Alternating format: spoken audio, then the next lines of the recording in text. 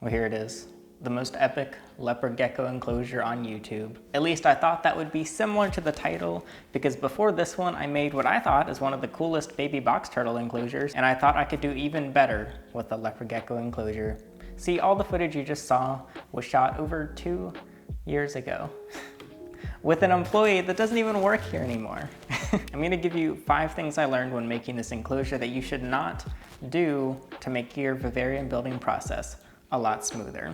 And I'll give you some background on the enclosure. So yeah, I made enclosures. I made one for Sunny, my ball python, one for Harriet, my box turtle, and a couple others, but those are my 2 favorites out of the vivarium making series. I was going bioactive and everything, and I wanted to do the same with my leopard gecko, Goldie, and my female.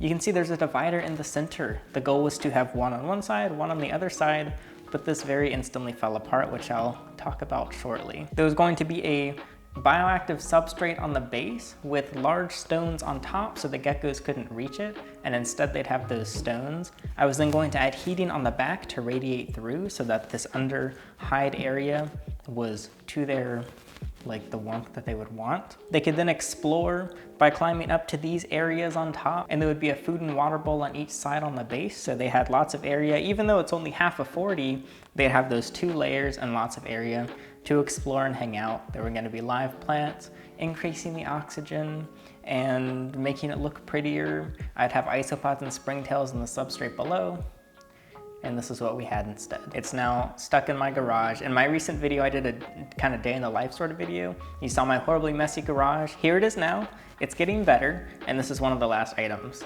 that I just have to tie up the loose ends of and admit defeat on. The first thing that you should not do is underestimate just how small of areas reptiles can fit.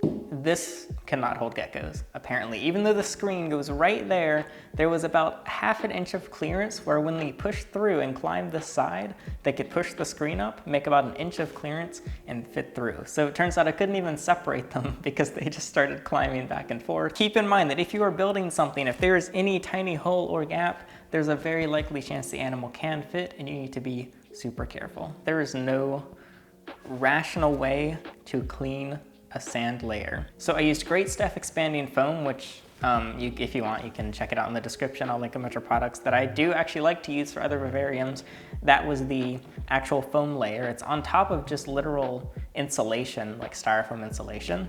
Then on top of that, I smeared a bunch of silicone, and then I stuck a bunch of sand on. See, when I run my hand, the sand does not come off. I just vacuumed it really well and shook it, so none of the sand comes off. But the problem is neither does the dirt or the grossness. It's all just stuck onto the sand. And so you can see it's turned brown. That's just literally just eco-earth, coconut fiber that I can't get off. It just got everywhere because I've moved it throughout houses. Even though I think this looks really cool, there's no way to clean it, and it got gross fast. Number 3, do not leave any gaps that you cannot reach yourself, but that the animal can. Similarly to how they fit through this top part, the geckos were able to obviously get into these little back caves that we made, and they look really cool, but there's a corner that I cannot reach with my hand, and they started using that as their dirty little waste corner, if you will. I can't reach it, so it started building up, and instantly that was just a bacteria fest. So I was like, yeah, I can't use this. So do not leave anything that you will possibly have to clean. Make sure you can reach it without cutting into the enclosure. It would be cool if there was like a door on the back or something that I could reach it, but there's not. Unless I break it with a hammer, which I'm tempted to do. Next up on the list, do not touch succulents and do not touch live plants. If your name starts with go and ends with herping, or maybe you're similar to this person that I am speaking of, because literally they just all died. I have nothing else to say about it. It's just, it had LEDs, they just died. I don't even remember the last time there were live plants in here. I don't know when I pulled them out, but there's none in here now, so I assume they died at some point, but I have no memory. I probably blocked it out for my own sanity. Also, do not be a perfectionist and know when you're done with a part. I have a habit of basically the expanding foam, we squirt it all over, it gets dry, and it turns into this like styrofoam, and you can cut it, and you cut away and carve it to your liking. And I have this tendency of just carving for days, being like, okay, I need to carve that little bit, and I need to carve that little bit. I've never sculpted anything aside from a couple elementary school projects, but I cannot imagine being a sculptor. So if there's any of you out there, maybe you relate to like you make this one little change, you squish this one little part, you cut this part off and you're like, just a little more.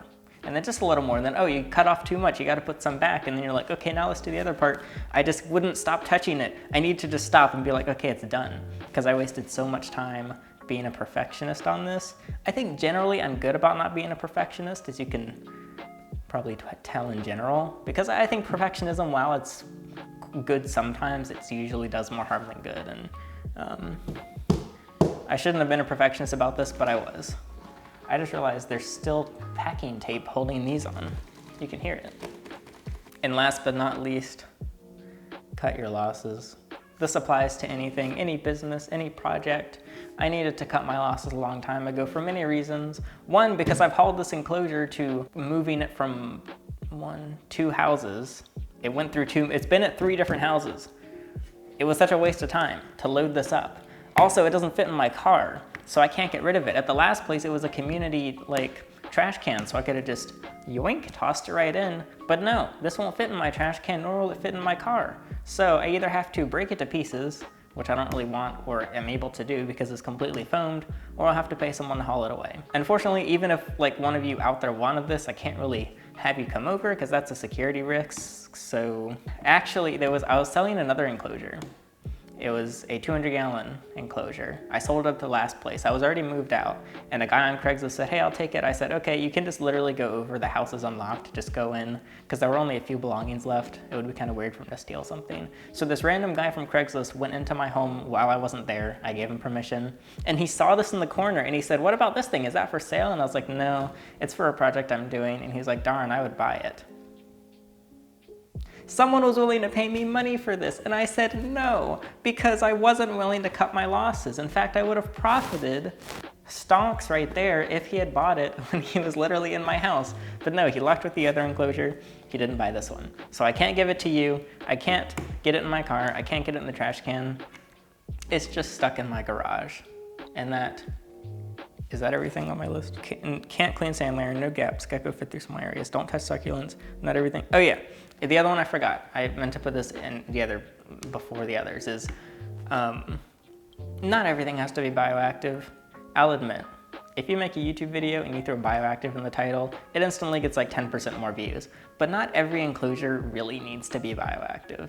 Bioactivity, how I think of it, is it has living organisms, not like microbacteria, but actual living bugs that help clean it to make it slightly more self-sustainable. Some bioactive enclosures are fully self-sustainable. This one was just meant to be kind of bioactive for no reason. I was just pushing it. It was dumb, and I shouldn't have done that. And that's the full list. So if you want, you can see my other temporary enclosure I built for my geckos. It was called the TJ Maxx build. I didn't use it. I got rid of it. That's it. I wasted this Exoterra. I wasted all this time. I wasted all of that wage I paid the employee who built most of it. If you happen to be watching, thanks for building it. You followed everything I wanted perfectly. It just didn't work out. This is lifted off my shoulders. I've now made a video on it. I've now admitted to the world that I can in fact fail. Enclosure rating, what would I give it? Still 5 stars. I touched it. It's 5 stars. I have to be honest. That's it for this video. You can check out my actual cool bioactive builds, in my opinion. There's a playlist on my channel, and you can see all the products I use on Product Station in general in the description. Thanks to those of you that are supporting my videos. I appreciate it. That's all for this video. I'm Alex, and thanks for watching. I'm gonna go cry.